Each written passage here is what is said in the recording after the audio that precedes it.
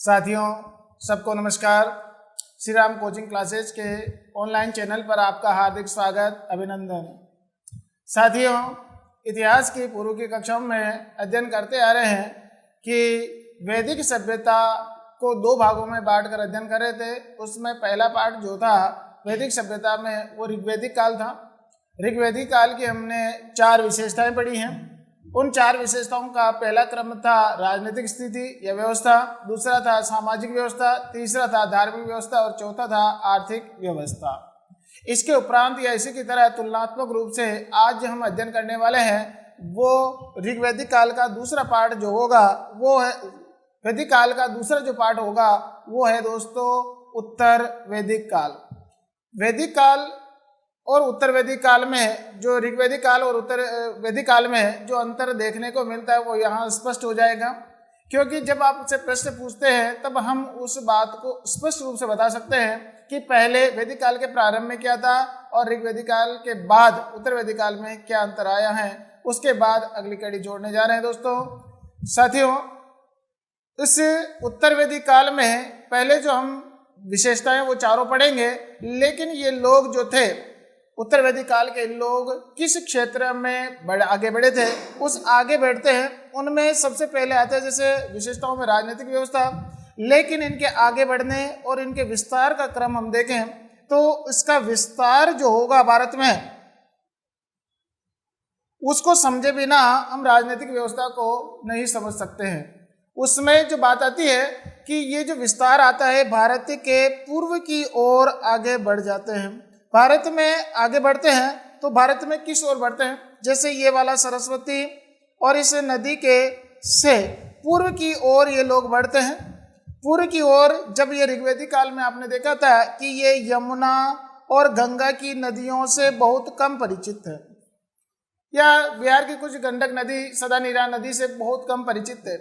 लेकिन जब ये पूर्व की ओर बढ़ेंगे तब यहाँ पर इनमें जो गंगा, यमुना और ये जो बिहार की ये जो नदी वाला उपजाऊ वाला क्षेत्र है, इनमें इनका विस्तार हो जाता है और यह क्षेत्र जो है दोस्तों कहलाएगा आर्यावर्त। अब ये जो आर्यावर्त में उत्तर वैदिक काल में इन्होंने प्रवेश किया, इसमें एक और बात ध्यान में रखना है आपको कि इन्होंने जो जब इधर विस्तार किया था आधुनिक बिहार की तरफ या पूर्व की ओर, तब इनको इस क्षेत्र में प्रचुर मात्रा में एक तो कोयला और एक जो है लोहा ज्ञात होता है। इस लोहा और कोयले के कारण अब जो राजनीतिक उठापटक होगी वो इन 2 महत्वपूर्ण खनिज पदार्थों के कारण भी है। इस समय नगरीकरण की शुरुआत वापस दोबारा से हो जाती है, द्वितीय नगरी क्रांति भी कहेंगे। इस समय जो है स्थायी निवास लगभग हो गया था, कृषि को ज़्यादा महत्व दिया जाने लगा था और जो राजनीतिक रूप से जो इकाइयाँ थी, राजनीतिक रूप से जब ऋग्वैदिक काल में देखें तो ऋग्वैदिक काल में राजनीतिक सबसे बड़ी इकाई क्या होती थी? जन। और अब उत्तर वैदिक काल में जो है एक बड़ी इकाई बन जाएगी जनपद। तो इस प्रकार आइए देखते हैं कि ये उत्तर वैदिक काल के लोगों ने राजनीतिक रूप से किस प्रकार से विस्तार किया है, उनको हम क्रमशः पढ़ेंगे। दोस्तों, इनकी विशेषताओं में राजनीतिक विशेषता का सबसे पहले लेते हैं कि जब ऋग्वैदिक काल चल रहा था तब उस समय उत्तर वैदिक काल के अंत में आर्यजनों में क्या आ गई थी? स्थिरता आ गई थी। जैसे मैंने पहले बताया था कि भारत वंश और जो कि दूसरा कुरुश वंश था, उन दोनों में जब मैत्री हो जाती है तो कौन सा बन गया दोस्तों? कुरु वंश। अब कुरु वंश जो सबसे बड़ा वंश था, इसी प्रकार जो दूसरे जन भी थे वो आपस में मिलकर बड़े बड़े जनपद बनने लगे थे और ये स्थायी रूप से विशेष क्षेत्र में बसने लगे और विशेष क्षेत्र में इनको क्या कहलाने लगे? जनपद। ये जनपद इस समय बने हैं, लेकिन इससे पहले ध्यान रखना क्या थे? जन थे। ये राजनीतिक परिवर्तन आया है।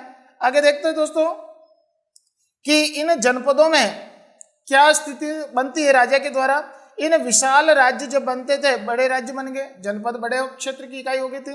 उनमें जो राजा था वो राजा एक विस्तृत भूभाग का एक छत्र शासक हो गया। एक छत्र का राज्य आगे चलकर ये वंश के रूप में या वंशानुगत रूप में भी परिवर्तित हो जाता है या इस समय हो जाता है।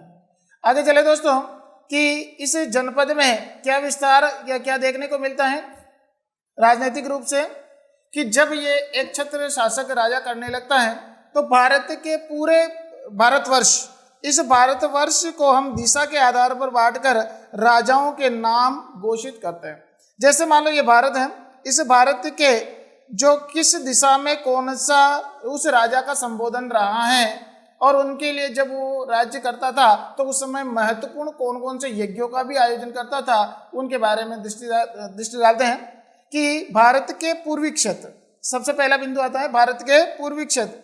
इस क्षेत्र के जो राजा होते थे, शासक होते थे, वो उस क्षेत्र का जो राज्य का नाम है साम्राज्य, और अपनी उपाधि जो है वो क्या कहलाता था, सम्राट कहलाता था।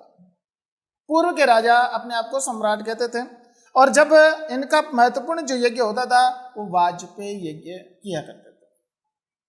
पश्चिम में चले, आधुनिक गुजरात राजस्थान के क्षेत्र में, इस क्षेत्र में जो साम्राज्य होता था उस साम्राज्य को क्या बोलते थे दोस्तों, स्वराज्य या अधीनस्थ। स्वराज्य या अधीनस्थ। इसी क्षेत्र में तभी तो आगे चलकर स्वराज्य मेरा जन्मसिद्ध अधिकार है बाल गंगाधर तिलक के द्वारा इसी संबोधन को आधारित करके कहा गया है। पश्चिमी क्षेत्र में स्वराज्य कहा जाता था, लेकिन राजा को क्या कहते थे, स्वराट कहा जाता था। उत्तर भारत के उत्तरी क्षेत्र के साम्राज्य को क्या कहा जाता था दोस्तों, वैराज्य या गणराज्य। ये प्रश्न पूछा गया दोस्तों। वैराज्य जो आता है वो किस क्षेत्र का राज्य है, उत्तरी भारत का। और उस राजा को क्या कहा जाता था, विराट कहा जाता, संबोधन है। और उस समय जो यज्ञ काम में लाया जाता था वो था पुरुषमेध यज्ञ। अगला है दक्षिणी, जो दक्षिण भारत के जो साम्राज्य होता थे उस साम्राज्य को क्या कहा जाता था, भोज्य या गणराज्य। जो कि गणराज्य छोटे छोटे राज्यों का एक समूह होता था, वो गणराज्य कहलाते थे। लेकिन उस राजा को या शासक का संबोधन क्या था, या तो भोज था या सर्वराट था। और उस समय जो यज्ञ प्रचलित थे वो कौन से थे, सर्वमेध यज्ञ प्रचार में लाए थे, काम में लाए थे। आगे चले, मध्य देश। मध्य देश का मतलब है कि ये मध्य प्रदेश, गुजरात, छत्तीसगढ़ का जो मिला जुला स्वरूप है, इस क्षेत्र के राजा या राज्य को तो पहले क्या कहा जाता था, राज्य कहलाता था। इसका संबोधन जो नरेश होता था उसे राजा कहा जाता था। और यहाँ इस क्षेत्र में ज्यादातर कौन सा यज्ञ, राजसूय यज्ञ प्रचलन में रहा है। चारों दिशाओं को मिलाकर अगर कहा जाए तो पूरा साम्राज्य बनता था, और फिर आगे चलकर एक छत्र राज्य बन जाता था, तो एक राट या सार्वभौम कहलाता था राजा। और अश्वमेध यज्ञ, चक्रवर्ती सम्राट जो है बनने के पश्चात अश्वमेध यज्ञ किया करते थे। इस प्रकार ये राजनीतिक रूप से उत्तर वैदिक काल में जो परिवर्तन आया है कि राजा का पद वंशानुगत हो गया, एक छत्र राजा होता था और राजा जो है अपने अपने जनपदों का राज्य अधीनस्थ राजा बन जाता है। और उसके बाद जब बात आती है कि इनका संबोधन क्या होता था और आगे चलकर चक्रवर्ती सम्राट के दौरान क्या पदवी धारण की गई है। इसी प्रकार राजनीतिक स्थिति में और क्या बदलाव आए हैं वो देखते हैं। इस समय जो उत्तर वैदिक काल आया था उस समय है सभा और समिति, इनके बारे में वर्णन दिखाते हैं। खास जो इंपॉर्टेंट बात है कि जब राजा का पद, उत्तर वैदिक काल में जब राजा का जो पद है ये क्या हो गया, ये राजा अपने आप को वंशानुगत कहलाता था, सर्वराट कहता था। और सर्वराट कहने के कारण इसी का जो वंश होता था वो वंश ही आगे चलकर क्या कहलाता था, राजा हो जाता था, वंशानुगत हो गया। अब इस समय, इससे पहले उत्तर वैदिक काल में क्या था, जब उत्तर वैदिक काल था इस काल के दौरान ये जो राजा होता था इसका क्या होता था दोस्तों, चुनाव होता था। और चुनाव करने वाली जो संस्थाएं होती थी वो कितनी थी, 3। एक थी सभा, एक थी समिति और एक तीसरी जो थी विदथ। ये ऋग्वैदिक काल में था, जो इसके पे ऋग्वैदिक काल में इससे पहले का वर्णन है। और हम जो इस काल में पढ़ रहे हैं वैदिक उत्तर वैदिक काल में, इस समय क्या परिवर्तन आता है वो खास है।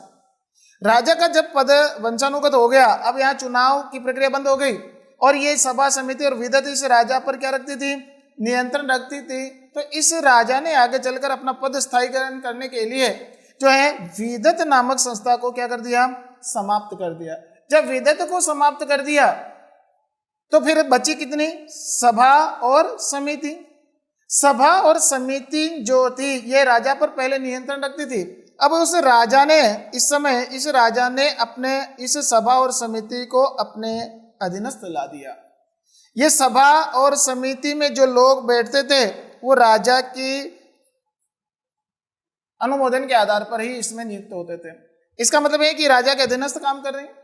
लेकिन इस उत्तर वैदिक काल में इस सभा और समिति को दोनों को मिलाकर आगे चलकर प्रजापति या हमारा जो ब्रह्मा होंगे उसकी क्या कहा गया है, दो पुत्रियां कहा गया है। दो पुत्रियां किसमें कहा गया है, वो ये अथर्ववेद में कहा गया है, वो आगे उल्लेख होगा।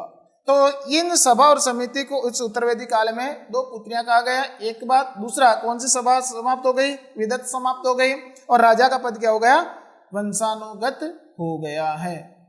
आगे चले दोस्तों, इस समय जो विदत की जो स्थिति थी, जो महत्वपूर्ण जो लोग होते थे जो इसमें बैठते थे, वो अनुभवी लोगों की जगह राजा जो है अपने आप को ही सर्वश्रेष्ठ समझता था।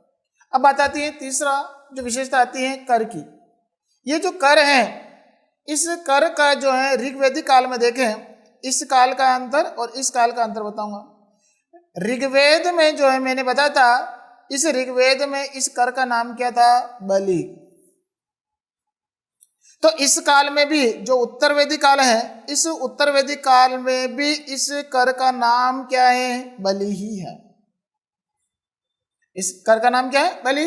लेकिन इस समय जो था वो था स्वैच्छिक, मैं तुलनात्मक रूप से बता रहा हूं जिसे याद रहे। और इस समय जो है सुरक्षा के बदले जो राजा कर वसूली करता था वो अब यहां पर क्या कर दिया है, अनिवार्य कर दिया है। यह महत्वपूर्ण अंतर कि राजा कर जो है स्वैच्छिक था, अब अनिवार्य कर दिया और कर का नाम एक ही है, वो क्या है, बलि कर कहलाता था। ठीक है दोस्तों, आगे चलें। इस समय और राजनीतिक रूप से जो बदलाव आए हैं वो क्या थे कि राजा जो है लोहे की खोज हो जाने के कारण उससे अस्त्र शस्त्र तैयार करता था, सेना तैयार करता था और अपने जो पड़ोसी या जो सीमित क्षेत्र में जो भी जनपद होते थे उनमें युद्ध हुआ करता था और जो युद्ध में होता था उस क्षेत्र को अपने राज्य में मिला लिया करता था। ऋग्वैदिक काल में इस प्रकार से जो है युद्ध एक ही युद्ध का उल्लेख है दशहरा की, इसके अलावा कोई युद्ध का उल्लेख नहीं है। लेकिन साम्राज्य विस्तार के लिए इस समय उत्तर वैदिक काल में युद्ध होने लग गए थे दोस्तों।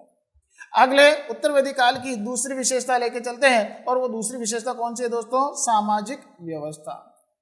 अब यहाँ पर सामाजिक व्यवस्था की जब बात आती है तो समाज की जो स्थितियां हैं वो अवलोकित कर लेते हैं कि समाज जो है इस समय भी परिवार संयुक्त रूप से निवास करता था। संयुक्त परिवार का मतलब है कि इसमें कई कबीले जो अब तो परिवार कहलाने लगे, स्थायी निवास हो गया, और कई परिवार के समूह को एक साथ निवास करते इस समय दिखाए गए हम संयुक्त परिवार है। लेकिन जो परिवार होता है उस परिवार का मुखिया जो होता है वो पिता होता है। ऋग्वैदिक काल में भी कौन होता था, पिता ही होता था। पितृसत्तात्मक जो है राज्य इस समय देखने को मिलता है।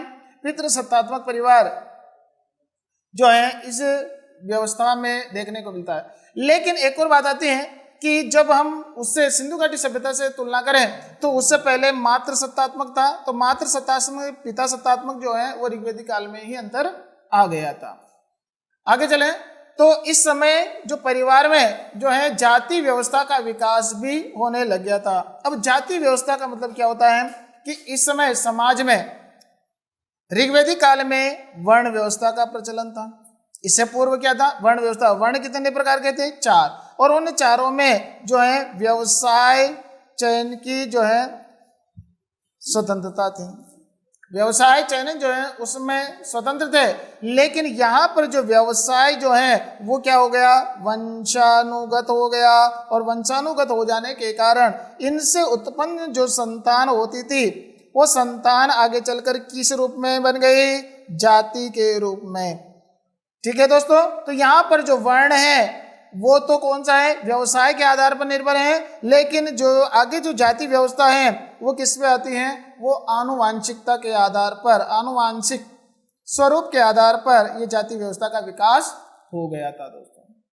आगे चले दोस्तों, इस पारिवारिक विशेषताओं में क्या विशेषताएं देखने को मिलते हैं, इसमें बात आती है स्त्रियों की दशा। उत्तर वैदिक काल में स्त्रियों की दशा थोड़ा इम्पोर्टेंट है। ऋग्वैदिक काल में जो हमारे लिए गौरव की बात है, लेकिन इस काल में जो है स्त्रियों की क्या दशा रही है इसके बारे में उल्लेख करते हैं। दोस्तों, ऋग्वैदिक काल में जो महिलाएं होती थी, जो जिन स्त्रियों की या उनके बारे में उल्लेख किया गया है, वो स्त्रियां जो है पुरुष और महिला दोनों समान रूप से समझी जाती थी। कई महिलाएं भी जो विदुषी हुई हैं उच्च स्त्री संहिताओं के निर्मात्री भी रही है।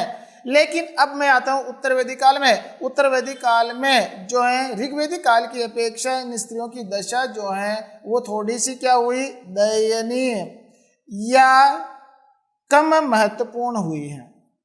कम महत्व दिया जाने लगा था। क्यों? क्योंकि जब पुरुष के समान जो है इस महिला का जो दर्जा है वो समाप्त कर दिया, पिता की संपत्ति से उसका अधिकार छीन लिया गया, उसका जो है यज्ञोपवीत जो संस्कार होता था या जनेऊ संस्कार होता था उसे वंचित कर दिया गया। इसे उच्च शिक्षा से जब है उच्च शिक्षा से भी क्या कर दिया गया दोस्तों, वंचित कर दिया गया है।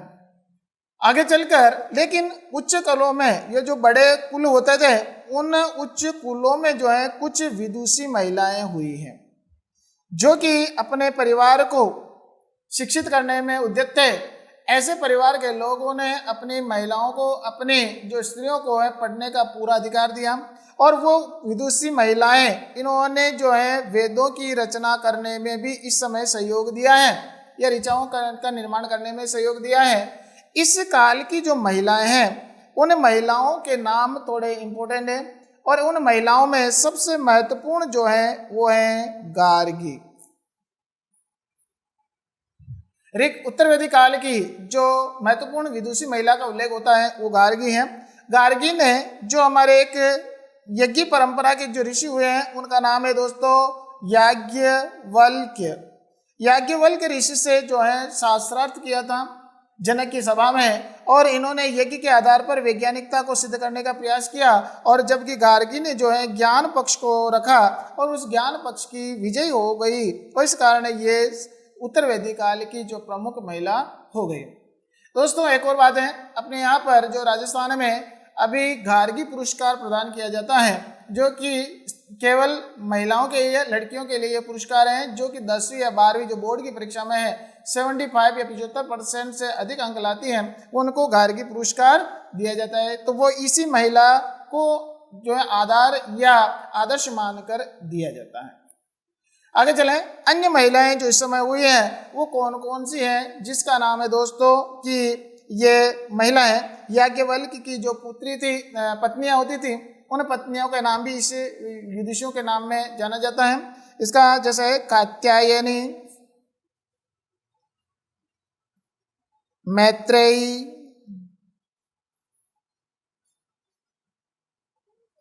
कात्यायनी, मैत्रेयी, इसके साथ आते हैं सुमेधा, इंद्राणी। इसी प्रकार जो है सुमेधा हो गया, इंद्राणी हो गई और घोषा जो कि उस काल में भी थी, इस काल में भी घोषा का नाम आता है। इस काल में एक और आता है अदिति जो उस काल में भी आता है, इस काल में भी नाम आता है। ऐसी विदुषी महिलाएं जो उत्तर वैदिक काल में महत्वपूर्ण रही हैं, ये स्त्रियों की दशा थी। दोस्तों, यहाँ पर जो है ऋग्वैदिक काल की अपेक्षा उत्तर वैदिक काल में थोड़ा सा परिवर्तन या कम महत्व देखने को मिलता है, लेकिन ऐसा नहीं कह सकते हैं कि सभी स्त्रियों के लिए प्रतिबंधित हो गया था, नहीं हुआ है। अब बात आती है इस समय जो है उत्तर वैदिक काल में महिलाओं की स्थिति के बाद जो आता है विवाह या आश्रम की व्यवस्था। पहले आश्रम व्यवस्था को देख लेते हैं। आश्रम व्यवस्था क्या होती थी, ये उत्तर वैदिक काल में कुछ महत्वपूर्ण परिवर्तन हुए। तो समाज को वैज्ञानिक ढंग से जीने का जो है उन लोगों ने, ऋषि मुनियों ने उससे जीने का एक आधारभूत तरीका निकाला। उसमें जो सब अपनी ऋषि संस्कृति का जो मुख्य आधार है वो है आश्रम। आश्रम का मतलब होता है दोस्तों कि यहाँ पर जीवन को, अपना जो संपूर्ण मानवीय जीवन होता है उस मानव जीवन को दोस्तों इन्होंने कितने वर्षों में बांटा, 100 वर्षों में बांटा।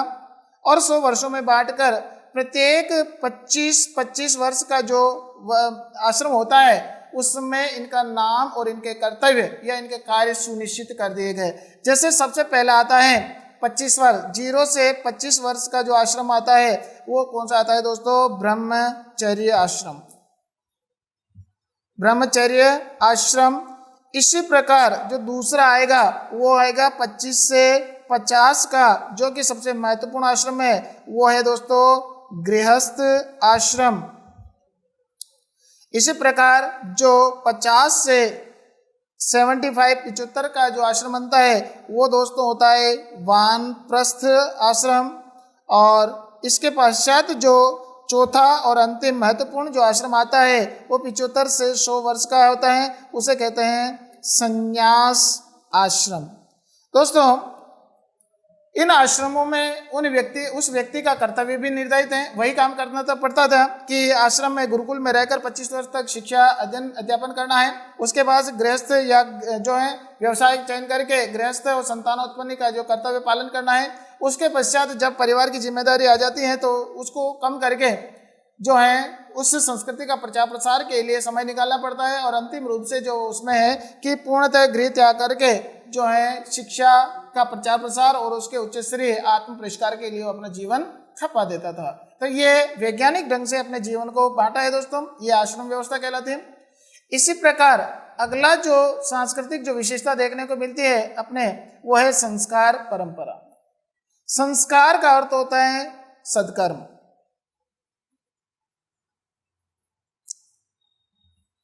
सत्कर्म बालक का जन्म लेने से पूर्व, माँ के गर्भ में आने के समय से लेकर मृत्यु के पश्चात तक जो है दोस्तों हमारे शास्त्रों में संस्कार बताए गए हैं वो है 16।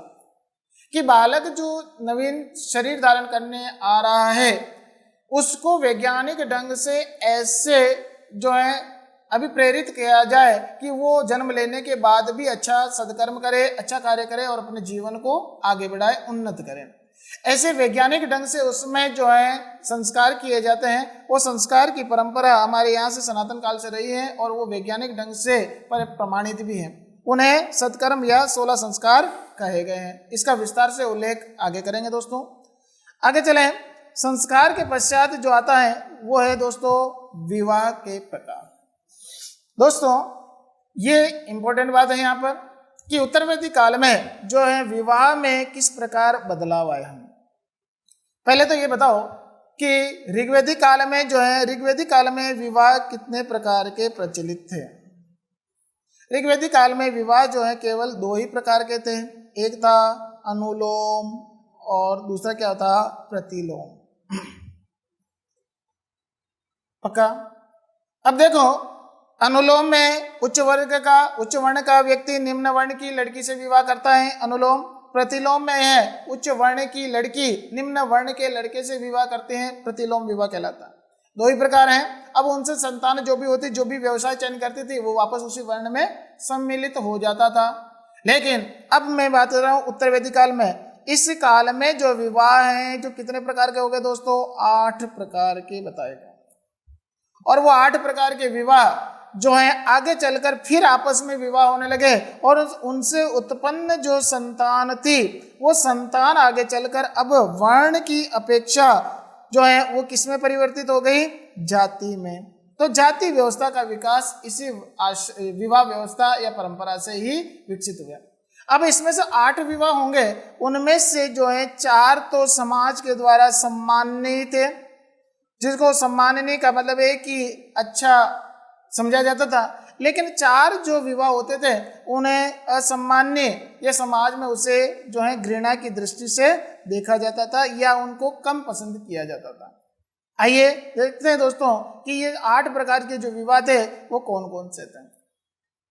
उसमें भी प्रश्न पूछा जाता है दोस्तों। यहाँ से प्रश्न अवश्य बनता है, चाहे वो दिल्ली पुलिस हो, राजस्थान पुलिस हो, आर्मी भर्ती हो, एसएससी हो, सीजीएल, पीओ, कुछ भी भर्ती हो, और हमारे राजस्थान की जो फर्स्ट ग्रेड जो है से लेकर जो कांस्टेबल की भर्ती हो, चाहे आरएस की हो, इनमें यहाँ से प्रश्न अवश्य बनता है। विवाह के प्रकार तो आपको समझ गए, लेकिन प्रकार किसका, प्रचलन किस प्रकार से है वो आपको समझना जरूरी है दोस्तों, और उस समाज के प्रचलन को ही आधार मानकर आगे अध्ययन करते हैं।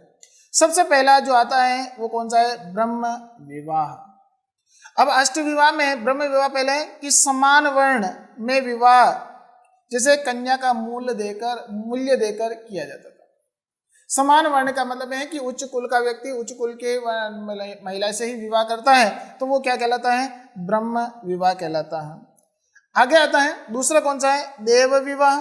देव विवाह में है यज्ञ कर्म, जो कि आश्रम में शिक्षा ग्रहण करके आया हुआ व्यक्ति है और वो यज्ञ कर्म अपने पिता, उसे लड़की के पिता के यहाँ करता है। अगर वो परफेक्ट है, उसमें पारंगत है, तो उस लड़की का पिता जो है कन्या विवाह कुछ दक्षिणा सहित अपने घर से देकर उस लड़के से विवाह कर देता है, तो कौन सा होता है, देव विवाह कहलाता है। तीसरा है आर्य विवाह या आर्ष विवाह भी बोलते हैं, इसे आर्ष विवाह भी बोलते हैं। यह है कन्या के पिता को एक जोड़ी बेल या गाय भी दे सकता था। एक जोड़ी बेल या गाय देकर जो है वो लड़का उस कन्या का हाथ मांग सकता था। लड़की का पिता जो है उस जो गाय के या बेल के जोड़ी के बदले अपनी कन्या का हाथ उससे दे देता है, वो कौन सा है, आर्ष विवाह। चौथा है प्रजापत्य विवाह। प्रजापत्य विवाह में क्या होता था, बिना लेन देन के योग्य वर्ग के से उसका विवाह कर दिया जाता है। कन्या का पिता उचित शिक्षित और व्यवसायी व्यक्ति का तलाश करके उचित जान पड़ता है तो उसके साथ विवाह कर देता है बिना कुछ लेन देन के, तो वो कौन सा कहलाएगा, प्रजापत्य विवाह। एक प्रश्न पूछा गया प्रतियोगी परीक्षा में दोस्तों कि वर्तमान में जो है वैदिक काल का कौन सा विवाह अधिक प्रचलित है। वर्तमान में जो है प्रशासनिक रूप से जो स्वीकृति दी गई है वो बिना लेन देन के योग्यता के आधार पर उस बालक का विवाह करना प्रजापत्य विवाह है। आगे चले, ये चार जो विवाह हैं ये समाज में क्या थे, सम्मान्य थे, उच्च थे। अब लेकिन मैं यहाँ इन चारों की चर्चा करूंगा कि वो समाज में कम महत्व दिया जाता था लेकिन प्रचलन में रहे हैं।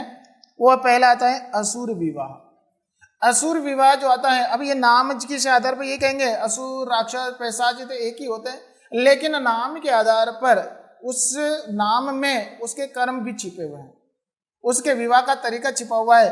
असुर विवाह है कन्या को उसके माता पिता से खरीद लिया जाता है। इसका मतलब है कि कन्या का पिता दूसरे व्यक्ति से कुछ धन लेकर उस लड़की को बिना स्वीकृति के बेच देता है। कन्या का जो है मन नहीं है, उसे पता नहीं है, लेकिन उसका पिता जो है, कन्या का पिता है, दूसरे व्यक्ति को जो है धन देकर उसके माता पिता उसको दूसरे को धन के लालच में बेच देता है। उसे निकृष्ट विवाह भी माना जाता है, जैसा कि पौराणिक काल में या महाकाव्य काल में हुआ था। किसका, राजा दशरथ व कैकेयी का विवाह हुआ है। एक कथानक है कि इन्होंने शायद जो है कैकेयी के माता पिता ने जो है दशरथ को बेच दिया हो, उसे पारंगित किया हो, इस प्रकार के जो उल्लेख मिलता है। अगला आता है छठवां गंधर्व विवाह। जो गंधर्व विवाह है आधुनिक रूप से उसे प्रेम विवाह भी कहा जाता है। प्रेम विवाह का मतलब इसमें होता है कि लड़का और लड़की दोनों अपनी आपसी रजामंदी से विवाह करते हैं। दोस्तों इसमें माता पिता की स्वीकृति होना अनिवार्य नहीं है। आधुनिक जो प्रेम विवाह या कोर्ट मैरिज जो है वो इसमें सम्मिलित है, जैसा कि दुष्यंत और शकुंतला का विवाह हुआ था। सातवां विवाह आता है राक्षस विवाह। राक्षस विवाह में क्या होता है कि बिना लड़की की स्वीकृति के या पराजित राजा की पुत्री या बहन पत्नी से इच्छा के विरुद्ध विवाह कर लेता था। आक्रमण इस उत्तर वैदिक काल में होने लगे थे। पराधीन जो राजा हार जाता था उनकी जो है महिला पुत्रियां जो भी होती थी उसकी बिना स्वीकृति के अगर वो जीतने वाला उनसे विवाह कर लेता था तो वो कहलाता है राक्षस विवाह। अंतिम आठवां जो विवाह है दोस्तों वो सबसे ज्यादा निकृष्ट था और वो कौन सा है, पैशाच विवाह। पैशाच विवाह में ये बात आती है कि इस समय जो है किसी लड़की की बिना स्वीकृति के, और बिना स्वीकृति का मतलब है कि लड़की की इच्छा नहीं है लेकिन उस लड़की को घायल करके कुछ नशीली वस्तु खिला पिलाकर उसके साथ वैवाहिक संबंध बनाया जाता है, उसे पैशाच विवाह कहा गया। तो समाज में इस समय जो सबसे ज्यादा निकृष्ट था वो आठवां विवाह था। इस प्रकार अपन ने देखा दोस्तों कि उत्तर वैदिक काल में विवाह जो है कितने प्रकार के हो गए थे दोस्तों, 8 प्रकार के प्रचलन में आ गए थे। इस प्रकार अब उत्तर वैदिक काल की हम तीसरी विशेषता पढ़ने जा रहे हैं और वो विशेषता कौन सी आएगी दोस्तों? धार्मिक व्यवस्था। अब धार्मिक व्यवस्था को पहले मुझे ये कन्फर्म कर लो कि ऋग्वेद काल जो था उस ऋग्वेद काल में क्या समानता है और इसमें क्या बदलाव आएंगे। ऋग्वेदिक काल में जो है प्राकृतिक जो शक्तियाँ होती थी वो प्राकृतिक शक्तियाँ ही आगे चलकर क्या बन गई दोस्तों? देवी देवता बन गई। और वो प्राकृतिक शक्तियाँ कितनी थी? 33 थी। और उनके प्रकार कितने बताए गए दोस्तों? 3 प्रकार बताए गए। एक तो भौमिक या पृथ्वी के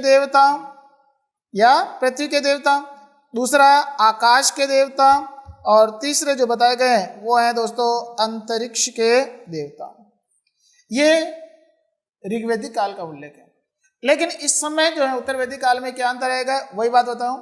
इस उत्तर वैदिक काल में जो हम उत्तर वैदिक काल का जो अध्ययन कर रहे हैं इसमें जो है उन प्राकृतिक शक्तियां जो हो गई थे उनका स्थायीकरण हो गया।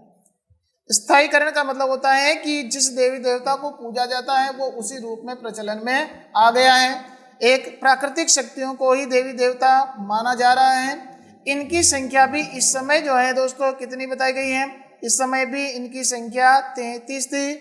और उनके जो प्रकार हैं वो भी कितने बताए गए हैं? 3 प्रकार हैं जो कि ये बताए गए हैं। ये भी भौमिक, पृथ्वी, आकाश और अंतरिक्ष के देवी देवता बताए गए, ये 3 प्रकार हैं। लेकिन सबसे इम्पोर्टेंट बात कि इस समय क्या बताई गई है कि इस काल में और उत्तर वैदिक काल में अंतर क्या आया है कि इस ऋग्वेदिक काल में जो प्रमुख देवता था वो प्रमुख देवता कौन था? इंद्र। और इसका उल्लेख ऋग्वेद में कितनी बार हुआ है? 250 बार। लेकिन इस उत्तर वैदिक काल में जो है प्रमुख देवता कौन बन जाएगा? प्रजापति बनेगा। और दूसरा जो महत्वपूर्ण देवता होगा वो कौन होगा दोस्तों? वरुण कहलाएगा, जिसे ऋतुओं का देवता आपने कहा है। ऋतुओं का देवता या जिसे हमने ऋतस्य गोपा कहा गया है वो ऋतुओं का देवता कौन है? ये कहा गया दोस्तों वरुण। ये दूसरा है। पहले नंबर पे कौन आएगा? प्रजापति, जबकि इससे पहले कौन था? इंद्र था। ये महत्वपूर्ण परिवर्तन है जो आपको ध्यान में रखना है दोस्तों। आगे चले कि इस धार्मिक व्यवस्था में जो बदलाव आएगा, प्रमुख देवता की बात हो गई, देवताओं के प्रकार हमने पढ़ लिए। इसके बाद अपन पढ़ते हैं आर्थिक व्यवस्था। आर्थिक व्यवस्था में भी थोड़ा सा बदलाव आया है, को बहुत ज़्यादा इम्पोर्टेंट इस समय नहीं है।